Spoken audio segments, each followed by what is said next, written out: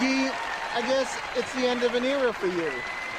Tell me about your emotions as a retiring Davis Cup captain.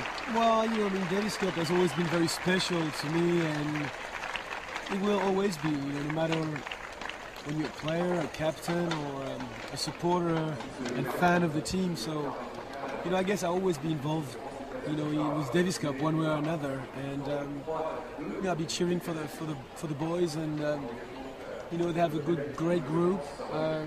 They still can improve. There's some mistakes that they're still doing, and that they, you know, hopefully they can avoid in the future. They can get better, and you know, there'll be a lot of other people, you know, able to help them. You know, we are, you know, a rich country in terms of players, but of coaches and captains, and you know, and I hope this story will, you know, keep on going, and hopefully they'll be able to bring the cup back one day in France. I would, you know, I tried my best the last few years, go to the semis or the finals, but you know, the last 4 or 5 years, you know, we haven't been able to bring it back. So hopefully next year maybe that'll happen. Tell me, as you look back on this weekend, obviously disappointed, but just recap what we've seen over these 5 matches. Well, you know, the first thing is, I mean, you know, we lost Gael Monfils, so it was a bit sad because he was our best hope on play. Now you had Joe, as we saw against Harrison, against John Isner. You know, he playing good tennis on clay. All this time, I think his best surface, but you know, losing Gael was tough. Now we had to win either the doubles or one of the seconds singles.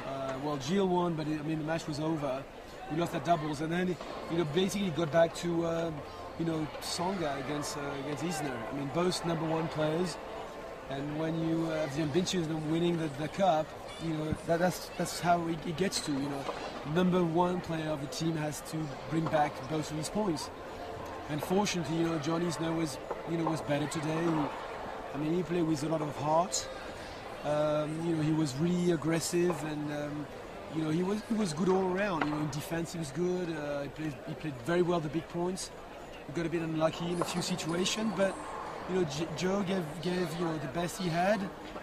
I think he played 2 kind of average games, especially one in the first set, one in the fourth where he dropped his serve on 4 really enforced errors.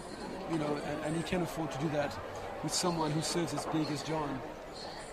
So you know, we lose to a very good, you know, team of the United States. You know, we wish them the best for the future, and you know, we'll try to improve for 2013. Your voice is going, I can hear that. But my last question to you is, you've had such an illustrious career, both as a player and as a Davis Cup captain. If you had to pinpoint one moment that really stands out for you, what would that be? Well, emotionally, probably the win we had against the USA in '91, because, you know, I mean, the whole country had been dreaming about bringing back the cup after 59 years, and then, you know, playing the USA at the time with the best team in the world, and there were a lot of hopes, but we didn't know if that could be done. So we done it, and with Yannick, that was very special as well.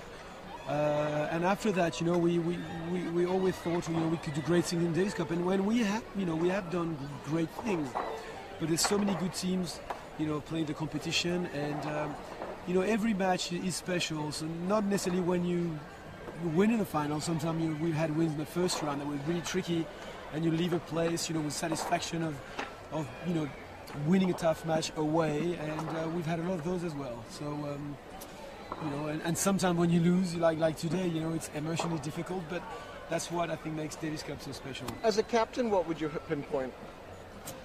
Probably the win in Melbourne, you know, when we beat Australia away. They had Pat Rafter and Leighton Hewitt, who was #1 in the world. That was very special. But you know, some other matches we lost with Russia as well. You know, at Toul in the last match was probably Mathieu and Mikhail Yuzny at home. That was very emotionally hard as well. But you know, that's what you play the game for, is just to go through these moments. And I'm sure, you know, France will have a lot of those great moments again. Thanks, Guy. It's been a pleasure.